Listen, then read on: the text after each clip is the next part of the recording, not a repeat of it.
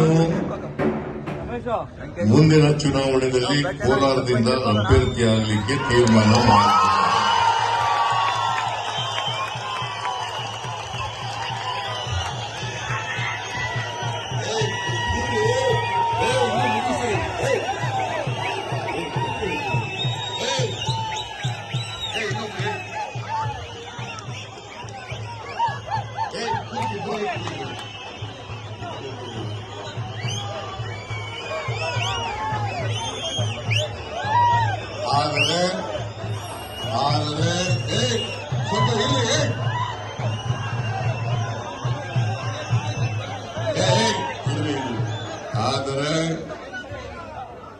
ಆದರೆ ಈಗಾಗಲೇ KH ಮುನಿಯಪ್ಪನವರು ಮಾತಾಡಿದ್ರಲ್ಲ, ಅವರು ವರ್ಕಿಂಗ್ ಕಮಿಟಿ ಮೆಂಬರು, ಅವರು ಕೂಡ ವೇದಿಕೆ ಮೇಲಿದ್ದಾರೆ.